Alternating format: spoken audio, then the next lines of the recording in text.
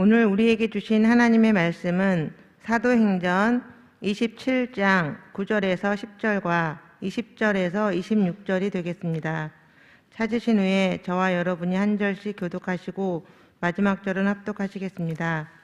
제가 가진 성경은 234쪽이 되겠습니다.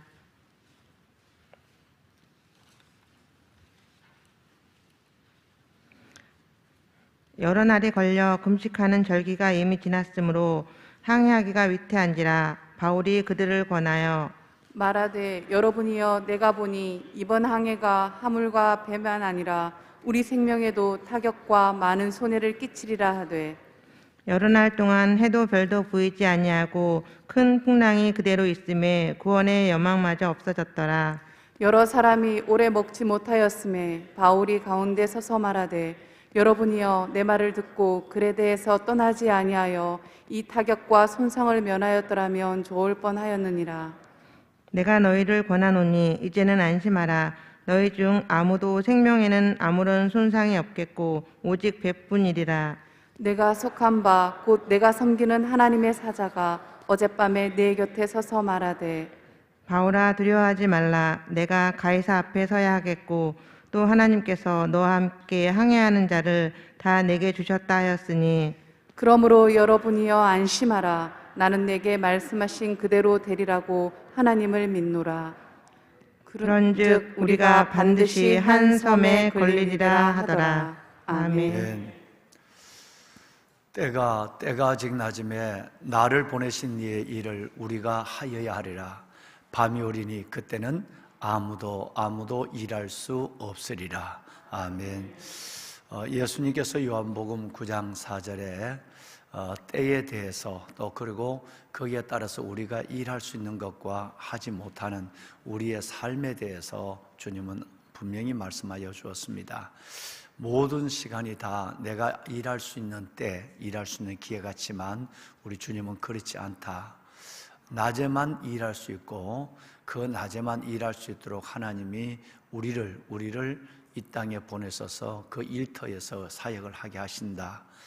밤이 오는데 이 밤은 예수님이 정하는 우주적 종말의 밤도 되죠. 하지만 개인의 죽음의 밤도 된다. 그래서 그때는 일을 하고 싶어도 아무것도 일할 수 없는 때가 온다. 그러니까 일할 기회가 있고 예배할 기회가 있고 기도할 기회가 있고 사랑할 기회가 있고 용서할 기회가 있을 때 그때 일하라 라고 하는 말씀을 우리 주님께서는 매우 놀라운 말씀으로 요한복음 9장 4절에 말씀해 주었어요.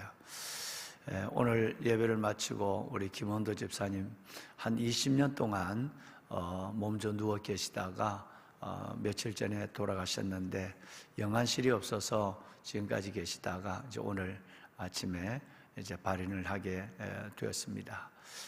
그런데 우리 집사님께서 몸져 누워 계시는 가운데 있을 때 또 우리 권사님이 얼마나 정말 교회 사역을 하나도 못했거든요. 오직 가정, 그 남편을 섬기는 일에 23년인가요? 시간을 보내왔습니다.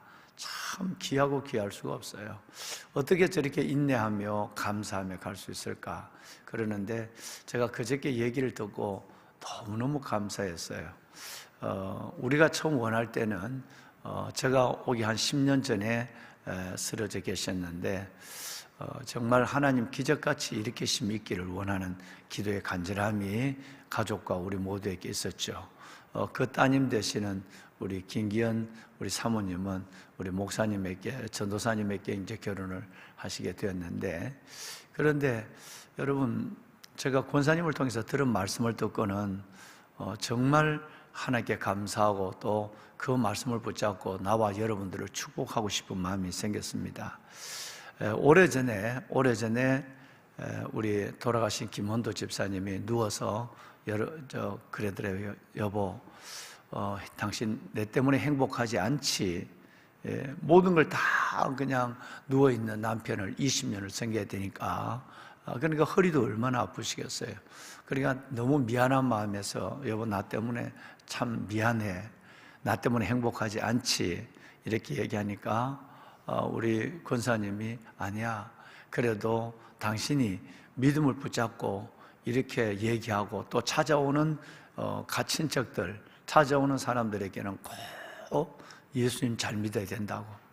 평생을, 거의 평생이 아니겠어요? 그러니까 50대에 누워서 74시인가 계셨으니까 거의 평생이 아니겠습니까? 그런데 만나는 사람마다 그렇게 인사를 하는 거예요. 이제 한 번씩 지난번에는 겨우 이렇게 이제 또 부축을 해서 교회에 나오시게 되면, 그렇게 나오시게 되면 그 얼굴이 하얀 천사의 얼굴 같았어요. 그래서 내가 너무 얼굴이 좋아서 뵌 지가 참 오래됐지만 그래도 억지로 이렇게 메시고 나와서 한번 예배 드릴 때가 한두 번 있었거든요. 그랬는데 이어서 무슨 말씀을 하시느냐 하면 여보, 나는 우리 담임 목사님 말씀처럼 살아서 죽고 싶어. 살아서 죽고 싶어. 그게 내 기도 제목이야. 그런데 말이야, 하나님이 그 은혜를 주네? 라고 하는 거예요. 여러분, 뭔 말씀인지 아시죠? 정말 가장 행복이 뭐냐 하면 인생의 끝이 좋아야 해요. 사는 것은 똑같이 그냥 살아요. 뭐 좀 더 잘 먹고 못 살고, 뭐 좋은 집에 살고, 뭐 그렇지 않고, 여러분, 정말 거기서 거기에요. 정말 거기서 거기에요. 수부수빈 찰락이에요. 잘 살고 못 살고는 차이가 없어요. 찰락. 이게 차이가 없는 거예요. 그런데 문제는 내가 마지막을 하나님 앞에 설 때에 어떻게 서느냐. 잘 믿다가, 여러분 잘 믿고 뭐 여러분 건강하고 뭔가 형편이 될 때는 하늘을, 세상을 얻은 것처럼 그렇게 감사하고 잘 믿어요.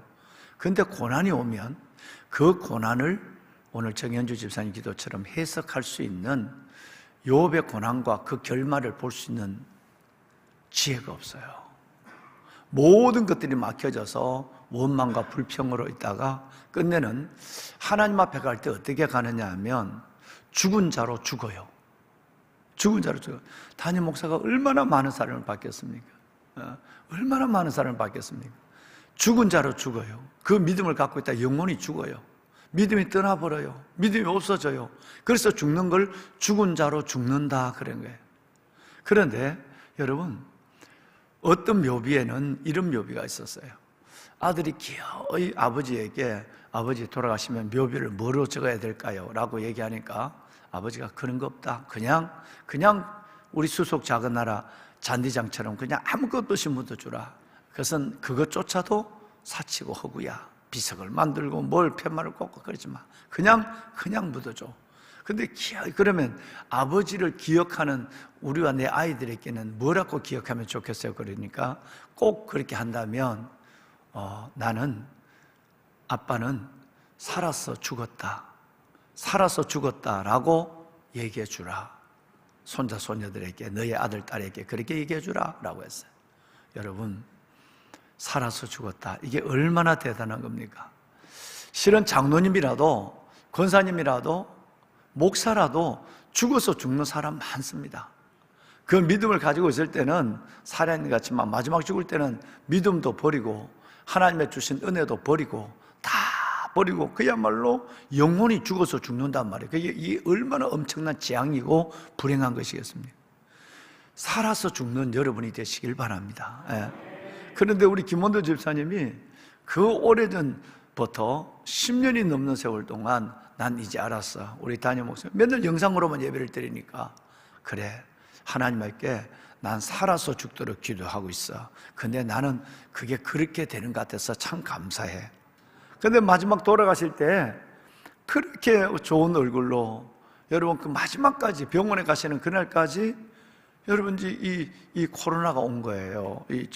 뭐 가만히 집에 계시는데 뭐 코로나가 있겠습니까? 그래서 코로나가 오신 거예요. 그래서 병원에 가니까 코로나라고 하는 거예요. 그런데 정말 그 아름다운 모습이 만나는 사람마다 가족들에게, 아이들에게 정말 예수님 잘 믿어야 돼. 우리가 주님밖에 사랑할 것이 없어. 삶은 아무것도 아니야. 모든 인생은 풀이야. 그 살아가고 있는 삶에 내가 뭐 인정받고 칭찬받고 뭐하고 이거는 풀의 꽃과 같은 거야. 그건 아무것도 아니야. 그래서 정말 주님 사랑해야 돼. 늘 찬송을 그렇게 좋아하니까 찬송을 부르면서 하나님 산자의 모습으로 주 앞에 가게 해 주십시오. 살아서 주고. 권사님이 이 말씀을 하시면서 너무너무 길게 이 말씀을 하는 거예요. 여러분, 설교를 한번 듣고 맨날 새벽에 나와서 맨날 예배 때마다 면전에서 설교를 받아도 그 설교 말씀대로 다 던져버리고 살 때는 내 마음대로 사는 사람이 꽤나 있거든요. 한 번도 성경에 제대로 못 나오고 모니터 앞에 예배드리지만 그 말씀 한 장 한 절 붙잡고 저거 내게 주신 말씀이야, 저건 하나님의 지혜야, 저걸 놓쳐서는 안 돼, 그리고 붙잡고 살아가는 참 많은 분들이 계십니다. 여러분, 복에 복을 더하는 여러분이 되시기 바랍니다. 하나님의 전에 나올 수 있는 믿음, 하나님의 전에 나올 수 있는 건강, 하나님의 성전에 가까이 찾을 수 있는 이 성전 예배 환경, 이 모든 걸 주신 그 하나님의 전에 나오는 것은 진짜 복이에요. 이 복 중에 또 다른 복은 뭐냐 하면, 또 다른 복이 뭐냐고 한다면, 사랑하는 여러분, 여기서 주시는 말씀을 하나님 앞에 하나님의 주신 음성으로 붙잡는 거예요. 많은 사람들이 거리 때문에 집에서 예배를 드리고 영상으로 예배를 드리지만 여기 못 나와도 하나님의 말씀 그 하나 딱 붙잡고 하루를 걸고 살아가는 사람 참 많습니다. 참 많습니다. 그 말씀 하나 붙잡고 인생을 올려놓고 살아가는 우찌모라 간조처럼 말씀 위에 나를 올려놓고 살아가는 사람 참 많거든요. 그런데 우리는 큰 복을 받았단 말이에요. 성전에 나올 수 있는 믿음, 나올 수 있는 건강, 나올 수 있는 환경, 이 환경 가졌지만 그저 이것이 의례가 되고 형식적인 되고 습관이 되어버리게 된다고 한다면 좀 아쉽다 하는 생각이 들어요. 그래서 복에 복을 받는 여러분이 돼야 돼요. 이렇게 나오셔서 예배할 수 있는 복이 있다면 이제 그 말씀을 온전히 내가 붙잡고 그 말씀을 내 안에서 순종해가는 그 복의 복을 이어가는 여러분이 되시기를 담임 목사가 주의 이름으로 축원합니다.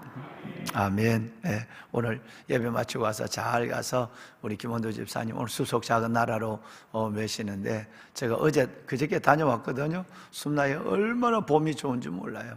그래서 잘 우리 메실 수 있도록 여러분 우리 권사님과 그들을 위해서도 기도해 주시길 바랍니다. 어제 제가 그 장학위원회에서 올린 2022년도 전반기 장학금 6,065만 원을 담임 목사가 어제 장학위원회가 올린 대로 결제를 했습니다. 참, 그리고 결제판을 듣고 감사했습니다. 그리고 오후에는 인원고등학교에 우리 교장 선생님이 오신다고 그래서 안에 새로 오셨다고 그랬길래 내가 한번 찾아가서 인사도 드릴 겸 또 장학금을 쓰는 용도에 대해서 의논도 할 겸 만나서 아주 좋은 시간을 가졌어요. 참 귀한 분이 왔어요.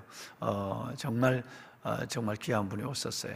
하나님께서 그 한 사람으로 인해서 학교가 달라지는 모습들을 저는 눈으로 훤히 지금 그 시간 동안 또 앞에 보이는 것을 보고 왔습니다. 한 사람이 천국을 만들고 한 사람이 지옥을 만든다고 하는 이 한 사람의 영향력이 얼마나 큰가 하는 것을 다시 한번 저와 교육 목사님과 우리 기획실장님 함께 가서 큰 은혜를 나누고 왔습니다.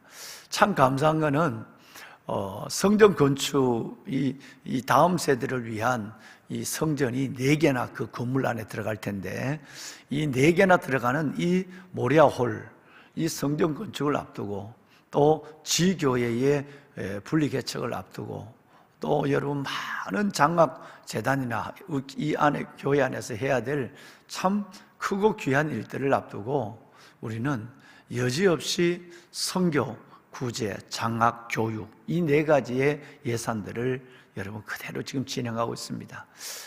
참 알뜰히 재정을 담당하는 모든 많은 사람들이 알뜰히 써주기를 바라지만 이 건축을 하며 하나님 앞에 큰 수십억 수백억의 예산을 운영해 가면서도 정말 여러분과 저의 기도는 이 4가지를 선교, 구제, 장학, 교육 이 부분만은 줄이지 않고 갔으면 좋겠다라고 기도하고 있고 그렇게 지금 진행하고 있는데, 이 큰일을 놔두고 장학 한 반기에만 6,065만 원을 한 건 또 마찬가지죠. 후반기에 또 마찬가지일 텐데 얼마나 감사한지.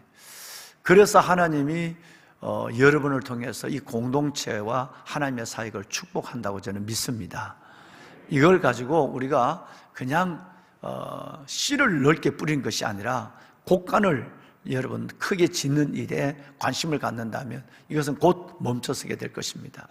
코로나의 상황 속에서도 하나님께서는 여전히 하나님의 교회를 축복하여 주었고, 하나님은 하나님의 일을 하나님의 사람들인 여러분을 통해 하나님의 방법으로 이루시길 원하는 그 뜻을 이루고 있습니다.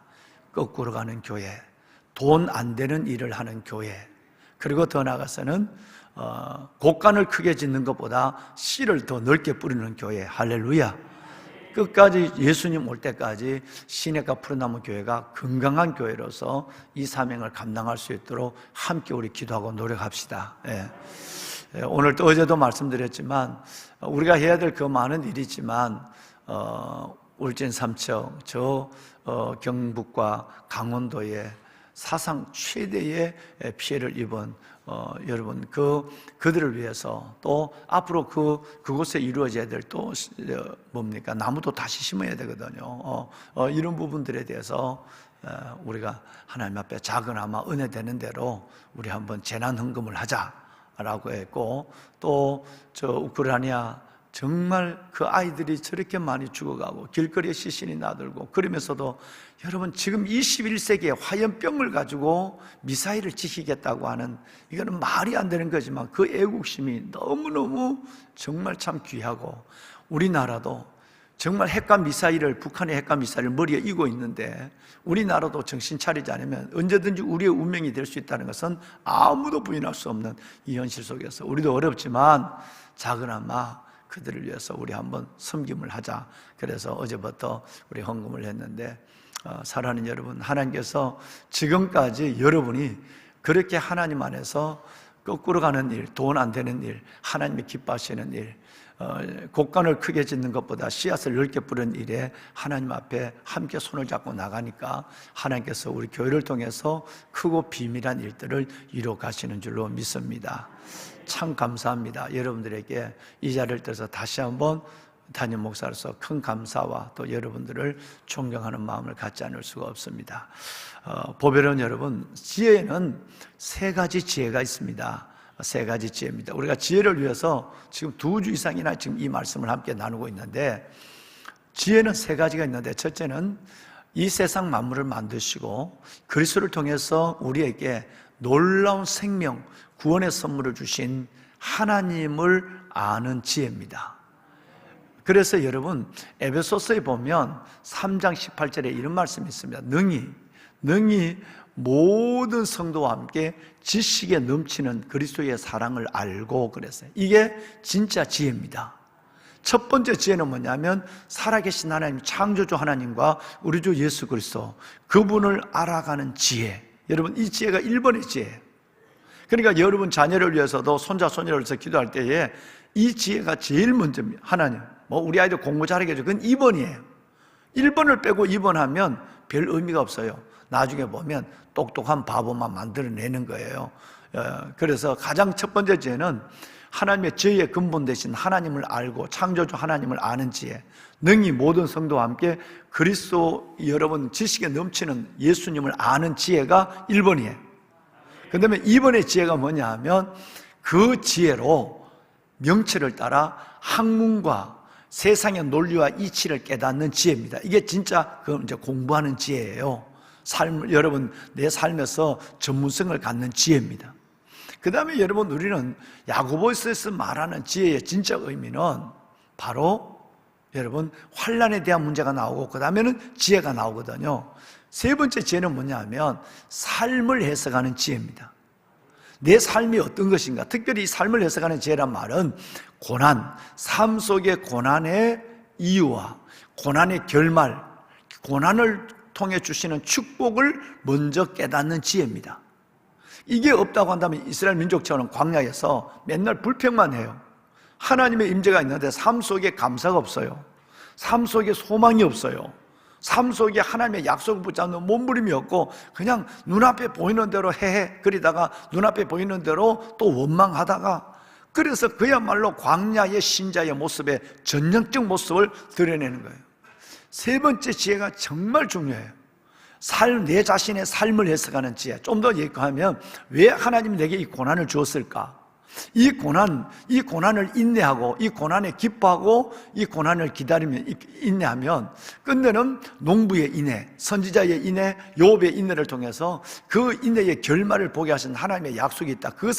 그 결말을 고난의 오늘 속에서 먼저 바라보고 믿음으로 삶을 받아 나가는 거예요. 여러분, 이 지혜가 세 번째 지혜지만 이 지혜는 우리를 행복하게 하는 지혜입니다. 할렐루야. 그런 사람은 오늘 보신 것처럼 풍랑 속에 있지만 이 풍랑의 이유를 알아요. 그리고 그 이유를 확실히 몰라도 결말은 알아요.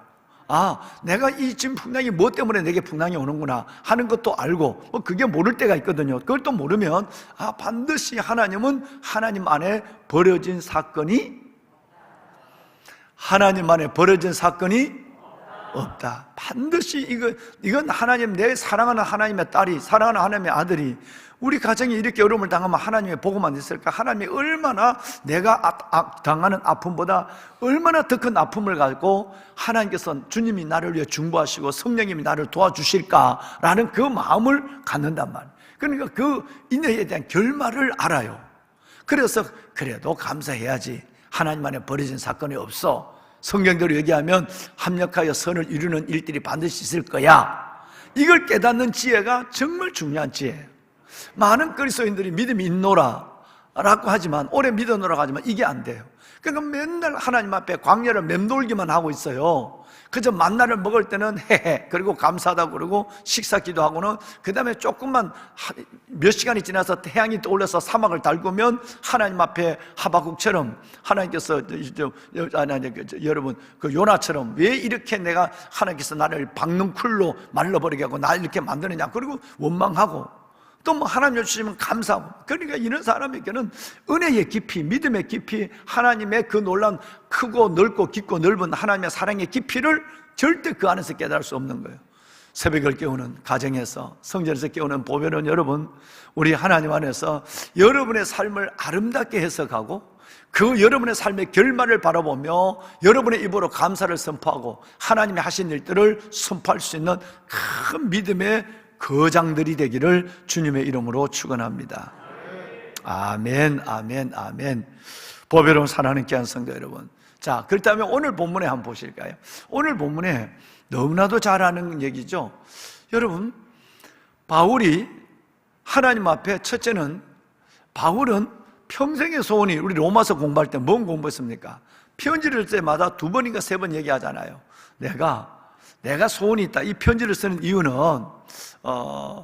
정말 내가 어려울 때 너희들이 연보를 보내줬기 때문이기도 하고 선교 헌금을 보내줬기도 하지만 내 꿈의 소원은 내가 서바나 스페인으로 갈 때에 먼저 로마로 가서 너희들에게 복음을 전하고 또 너희들이 주는 사랑의 위로를 좀 내가 좀 받고 교제하고 너희와 교제하고 위로를 받아서 영적 에너지를 충전해서 땅끝 마을 스페인까지 가서 내가 복음을 전한다.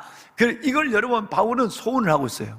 로마 스페인으로 가는 이 소원을 가지고 있는데, 그런데 하나님이 여러분 바울의 생각과는 전혀 다르게 바꿔버려요. 어떻게 바꾸죠? 하나님이 바꾸는 것은 자유한 몸으로 1, 2, 3차 전도 여행처럼 그렇게 자유한 몸으로 가는 게 아니라 세상에 죄인으로 묶어서 그것도 강제로 배에 태워서 로마로 보낸 거예요. 이거는 바울이 기도했는 것과 전혀 다른 거예요. 삶이 전혀 고난 속에 떨어졌죠. 죄수의 몸으로, 영어의 몸으로 여러분 그렇게 가게 됐죠. 여러분, 이런 상황에서 바울은 하나님 앞에 이때의 믿음이 진짜 보이거든요. 하나님, 왜?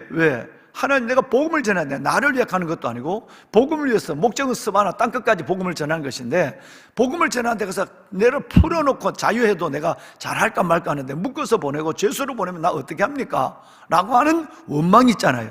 근데 어디를 보더라도 바울이 원망하자. 심지어 너가 로마로 가면, 너가 예루살렘을 가면 반드시 이 띠의 임자가, 여러분 이 띠의 임자가 너를 결박해서 곤란을 당하게 할 것이라고 얘기하는데도 2번이나 얘기했는데도 아니야. 나는 달려갈 길과 주 예수께 받은 사명 곧 은혜의 복음을 증거하는 일을 마치려면은 나의 생명도 조금 더 귀한 것을 여기지 아니하노라. 단호해요. 그러니까 나는 비록 묶여도 내가 내 인생이 그렇게 끝나도 나는 이 길을 걸어갈 거야 라고 해서 갔잖아요. 그러니까 어떤 고난도 하나님의 은혜로 해석할 수 있는 능력을 먼저 그 은혜의 맷집을 키워놨단 말이에요. 내공을 키워놨단 말이에요. 그리고 진짜 그 상황이 돌아왔을 때, 생각지 않는 상황이 왔을 때 여러분 성경을 보면 원망했다는 말이 하나도 없어요. 불평했다는 말이 없는 거예요. 그리고 그는 예수의 몸으로 갑니다. 그런데 가다가 알렉산드리아 호를 배를 타고 가다가 유라굴라라고 하는 어마어마한 풍랑을 오늘 만나잖아요. 여러분 이 풍랑을 만나는데 이 풍랑 속에서 가만히 보시면 어마어마한 여러분 구원의 여망이 없어졌다라고 말씀하죠. 거의 열흘이 넘도록 먹지를 못하시니까 사람이 살아도 산 것이 죽었죠. 열흘 동안 풍랑에 그냥 있어도 살기 금식에도 어려운데 풍랑에 시달리고 이리 짐짝처럼 사람 몸이 저리 던져지고 저리서 일로 던져지는 가운데 있었으니까 이거는 산 것이 아니에요. 거의 다 태만 죽은 거예요. 그런데 구원의 여망마저 없어졌는 여러분 이 가운데서 바울은 여러분 이제 놀라운 일을 합니다. 하나님이 그에게 이 풍랑에 대한 이 해석과 결말을 얘기해 주고 있는 거예요. 그래서 갑자기 자기도 못 먹었는데 다 쓰러져 있는 사람에게 나타나 여러분 안심하십시오. 내가 섬기는 나의 하나님이 어젯밤 내 곁에 서서 이렇게 얘기했어요. 바울아, 두려워하지 마, 걱정하지 마. 너는 반드시 가이사 시제 앞에 너는 써야 될 거야. 그리고 너와 함께 배를 타고 가는 이 모든 사람들을 내가 너 손에 맡겨주지 않았겠어? 여러분 나는 하나님이 내게 말씀하신 그대로 되리라고 저는 하나님을 믿는 바입니다. 할렐루야. 얼마나 놀랍습니까? 그러면 지금 바울은 풍랑을 보는 것이 아니라 그 여러분처럼 여러분이 어려울 때 풍랑을 만날 때 하나님께 기도하고 말씀을 붙잡을 때 그때 여러분의 말씀으로 성령으로 유료하신 하나님을 만나는 것처럼 바울은 풍랑 속에서 하나님을 만나고 있는 거예요. 어젯밤 내 곁에 서서 그랬잖아요. 뿐만 아니라 그 하나님이 오늘 내가 당하는 이 어마어마한 풍랑 혼자뿐 아니라 276명이나 되는 이 사람들의 생명을 내게 맡겨준 하나님의 뜻을 깨닫는 믿음의 지혜가 있은 거예요. 그리고 믿음이 있은 거예요. 나는 하나님이 내게 말씀한 그대로 지금 풍랑은 그대로 있지만 나는 내게 말씀하신 그대로 되라고 나는 하나님을 믿는 거예요. 나는 하나님을 믿노라고 얘기했어요. 엄청납니다. 실은 여러분 먼저 읽으신 오늘 우리 그 권사님과 먼저 읽으신 말씀에 뭔 말씀이 나오느냐 하면 바울이 이런 얘기를 하죠. 오늘 읽으신 말씀 하나 있죠. 이 배가 떠날 때에 바울은 여기서 과동을 하고 겨울을 지내고 떠나자고 그랬어요. 왜냐하면 지금 떠나면 이 굉장히 행로가 좋지 않다. 계절 바람도 불고 어려워서 정말 위험하다. 그러니까 여기서 우리가 조금 더 기다렸다가 과동하고 떠나자. 그러니까 여러분 10절 말씀에 보면 뭐라고 얘기하느냐 하면 여러분 우리의 생명, 이 배도 손상이 있을 바 생명의 위험이 있다고 하는 것을 하나님의 지혜로 먼저 풍랑이 오기 전에 하나님의 지혜로 알았죠. 그죠?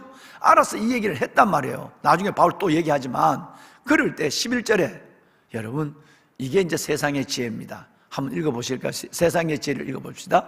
백부장이 선장과 선주의 말을 바울 말보다 더 믿더라.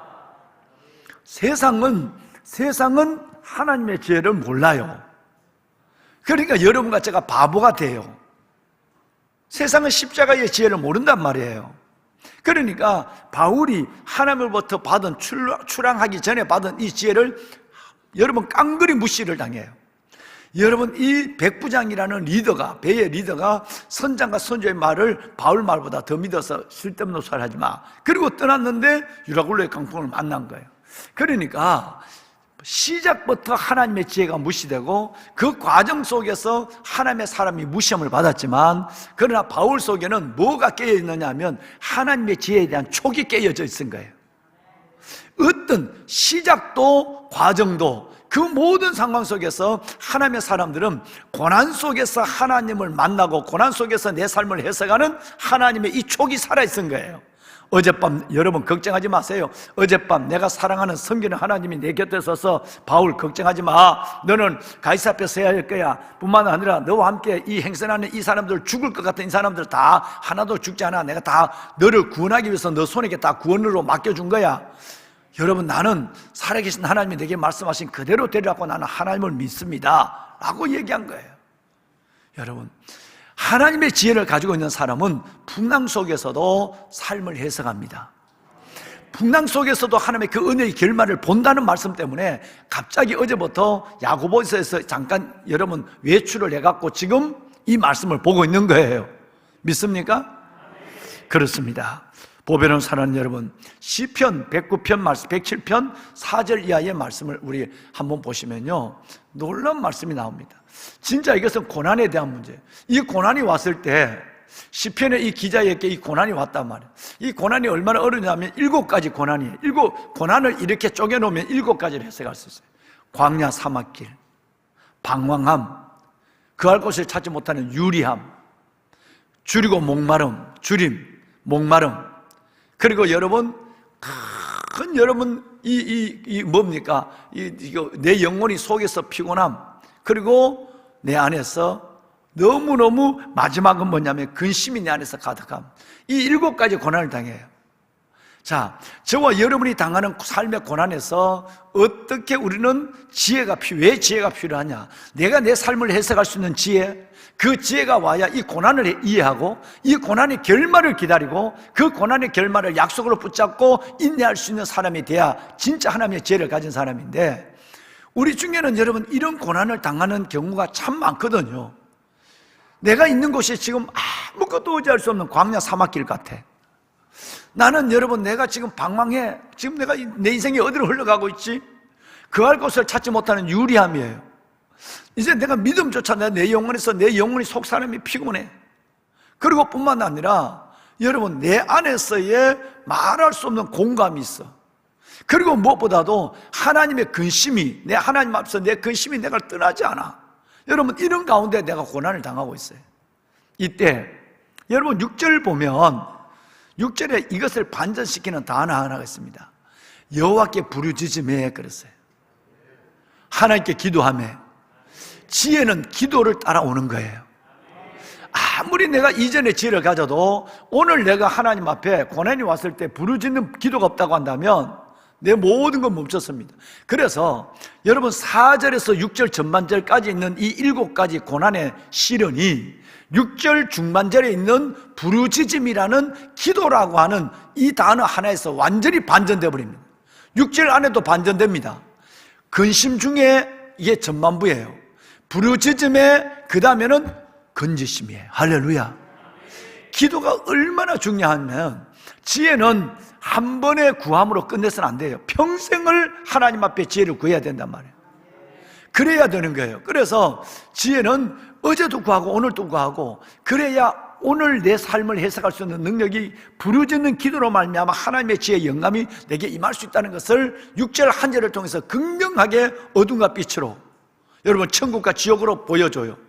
근심, 기도, 반전, 하나님의 거기서 건지심 일로 바뀌어요. 그 다음부터 보면 놀라운 말씀이 7절부터 이어지게 됩니다. 어떻게 해요? 바른 길을 인도하시고 방황하고 유리하는 우리를 거주할 성에 이르게 하여 주시고, 그리고 여러분 8절에 내려가면 하나님의 인자하심과 우리 인생 행하는 기적을 보게 하시고, 할렐루야. 그 가운데도 하나님 앞에 내가 네 고난을 해석할 수 있는 이때 더 기도해야지. 이렇게 어려운데 어려움을 주신 하나님이라면 내가 더 하나님 매달려야지. 그래서 부르짖는 순간에 인생의 역전, 반전이 이루어지는 역사가 일어나는 거예요. 건지시고 하나님께서는 그 유리하는 것에 그 할성에 이르게 하여 주시고, 뿐만 아니라 여호와의 인자하심과 저와 여러분의 인생에 행하는 큰 기적을 보게 하시고, 사모하는 영혼을 만족케 하시고 주린 영혼에게 좋은 것을 아끼지 아니하시는 하나님의 기적 같은 채우심을 경험하게 되는 거예요. 이게 지혜입니다. 여러분 이게 지혜입니다. 그저 여러분 지혜라고 하는 것은 뭐 잘 머리 돌려서 내가 돈 벌게 하고 뭐 잘해서 내가 때를 모면 이게 아니라, 진짜 지혜는 풍랑 중에 보는 지혜가 진짜 지혜입니다. 바울은 풍랑을 만나기 전에도 봤고 풍랑 중에도 봤고 여러분 그 모든 것들을 다 본 거예요. 그러니까 여러분 그 지혜가 바울을 풍랑 가운데 이겨내게 하시고 담대하게 하시고 죄수가 선장이 되는 기적을 보게 하여 준 거예요. 여호와의 인자하심과 그 인생 행하는 기적이 그에게 나타난 거예요. 여러분 얼마나 어려우세요? 힘드시죠? 그래도 오늘 여러분 오늘 이 말씀 속에서 하나님의 지혜를 구합시다. 여러분의 인생도 시편 107편처럼 광야 사막길을 여러분 방황하고 계시고 유리하고 여러분 영혼이 속에서 피곤하고 줄이고 목마르고 여러분이 큰 근심 속에 고통 속에 누워있다 할지라도 이렇게 새벽마다 하나님 앞에 하나님의 은혜와 지혜를 구하며 부르짖을 때 하나님께서 여러분들을 건져내시고 그 활성에 이렇게 여러분 갈 곳에 가고 살 곳을 살게 하시고 끝내는 하나님의 인자심과 여러분의 인생에 하는 기적을 보게 하시고 사모하는 여러분을 만족해 하시고 주린 영혼에게 좋은 것을 아끼지 아니하시는 하나님의 은혜로 하나님을 찬양하는 일들을 보게 하시는 여러분 그 믿음의 주인공이 될 줄로 믿습니다. 아멘. 우리 기도합시다. 손을 다 들겠습니다. 하나님, 내가 내 삶을 해석할 수 있는 지혜가 있어서 하나님께 원망하지 않게 하여 주옵소서. 결말을 보고 감사하며 은혜 속에서 노래하는 자가 되게 하여 주옵소서. 오늘 이 한 가지만을 위해서 우리 다 같이 간절히 기도합니다. 주님을 3번 부르짖겠습니다. 주여 주여 주여. 여호와 살아계신 아버지 하나님, 아버지 은혜와 주의 놀라운 사랑을 감사합니다. 오늘 또 새벽 그 놀라운 하나님의 기적의 새벽, 반전의 새벽을 깨우게 하여 주시고 우리가 주 앞에 나와 부르짖어 기도하게 하여 주시니 감사합니다. 내가 하나님 앞에 부르짖어 기도하기 전에 아버지 하나님, 광야 사막길을 방황하며 유리하며 내 영혼이 속에서 피곤하고 근심하며 아버지 하나님의 참으로 우리의 모든 삶이 무너진같이 보였지만 여호와 살아계신 아버지 하나님, 여호와께 부르짖음에 여호와께 부르짖으며 우리가 하나님께 부르짖으며 하나님께서 그 모든 고통에서 우리를 건지시고 우리를 이끌어 거주할 성읍에 거하게 하여 주시고 여호와의 인자심과 우리 인생에 가는 기적으로 말미암아 여호와의 인자심과 우리 인생에 가는 기적으로 말미암아 하나님을 찬양하는 자가 되게 하여 주심을 감사합니다. 끝내는 사모하는 영혼을 만족케 하시고 주린 영혼에게 좋은 것을 채워주시는 아버지 하나님, 새벽을 깨우는 하나님의 거룩한 자녀들, 가정에서 성전에서 성전에서 예배하는 이 하나님의 자녀들 위해 하나님의 은혜를 다하여 주시옵소서. 하나님을 아는 지혜, 우리의 모든 하나님의 이치와 삶을 깨닫는 지혜, 내가 내 삶을 해석하는 하나님의 지혜가 우리 가운데 임하게 하여 주옵소서. 고난 속에서도 하나님 앞에 부르짖으며 고난 속에서도 하나님께 감사하며 이 아름다운 은혜의 결말, 고난의 결말을 보고 주께 영광을 돌리는 주의 귀한 자녀들 되게 하옵소서. 하나님이여 축복하소서. 아버지 하나님, 우리와 우리의 자녀들 위해 하나님을 아는 지혜를 주소서. 우리와 우리의 자녀들 위해 세상의 위치와 학문을 깨닫는 지혜를 갖게 하여 주옵소서. 우리와 우리의 자손들 위해 아버지 하나님, 내가 내 삶을 해석하는 지혜, 극한 고난과 시련 속에서도 하나님 앞에 감사하며 하나님의 유업의 인내를 가지고 그 결말을 바라보며 우리에게 주신 이 고난의 삶을 하나님 은혜로 해석할 수 있는 저희들 되게 하여 주옵소서. 하나님 안에 버려진 사건이 없는 것을 저희들 믿습니다. 살아계 하시는 아버지 하나님, 버려진 사건 없는 그 하나님의 은혜의 길을 믿음으로 걸어가게 하소서. 하나님 축복하소서. 여주 여호와 살아계신 아버지 하나님, 은혜를 다하여 주옵소서. 아버지여, 여러분이 안심하라. 내가 섬기는 나의 하나님 어젯밤 내 곁에 있었어. 바울아, 두려워하지 말라. 너와 함께 행선한 자는 다 내가 내 손에 맡겼다. 내가 반드시 가이사 앞에 서야 할 것이며 너와 함께 행선하는 이 모든 자를 내 손에 맡겼다. 하나님, 오히려 고난을 통해서 영혼을 구원하는, 고난을 통해서 하나님께서 우리가 겸손해지고 고난을 통해서 우리의 믿음의 순도가 되어지고 고난을 통해서 하나님의 주시는 약속의 결말을 보게 하는 하나님의 은혜를 붙잡는 저희들 되게 하여 주옵소서. 하나님, 말씀하신 하나님, 약속하신 하나님, 큰 시련과 고난 속에 있는 저희들에게 하나님 이 말씀으로 위로해 주시고 붙잡아 주시고 말씀 안에 넉넉히 하나님이여 승리해가는 하나님의 자녀들 되게 하소서. 아빠 아버지여, 아빠 아버지여, 하나님이 저들을 위로하시며 하나님의 저들에게 힘을 주시고 사람이 감당치 못할 시험을 당함을 허락지 않는다고 하소서오니 능히 하나님의 주시는 믿음의 담력으로 감당하게 하시고 넉넉히 승리하는 저희들 되게 하옵소서. 아버지여 축복하소서. 아버지 하나님이여 축복하여 주옵소서. 하나님이여 축복하여 주옵소서. 농부의 인내를 보게 하시고 선지자의 인들을 보게 하시고 욥의 인들을 하나님의 알고 그 결말을 하나님 보게 하여 주옵소서. 바울처럼 풍랑 중에 보는 지혜가 있게 하여 주옵소서. 시편의 기자처럼 아버지 하나님 공고함과 근심과 유리함과 방황 속에서 아버지의 뜻을 볼 수 있는 하나님의 은혜를 주옵소서.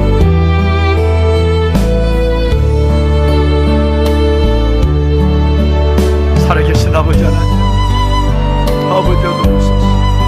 주의 백성들을 축복하소서. 하나님 감사합니다. 여호와의 인자하심과 우리 인생에 가는 기적으로 말미암아 하나님을 찬송합니다. 그가 사만의 영혼을 만족케 하시며 줄인 영혼에게 좋은 것을 채워주십니다. 여호와의 인자하심과 우리 인생에 가는 기적으로 말미암아 하나님을 찬송할지어다. 그가 사만의 영혼을 만족케 하시며 줄인 영혼에게 좋은 것을 아끼지 아니하시며 아멘. 감사합니다. 오 아버지 하나님 감사합니다. 고난 중에 있는 성도들을 위로해 주시고 말씀으로 저들을 축복하소서. 은혜를 더하여 주시옵소서. 하나님의 은혜를 더하소서. 아버지 하나님이여, 아버지 은혜로 넉넉히 승리하며 인내의 결말을 보게 하여 주시옵소서. 주여, 풍랑 속의 지혜, 고난 속에 하나님의 지혜를 갖게 하소서. 지혜를 잃지 않게 하여 주옵소서. 지혜를 잃지 않게 하소서.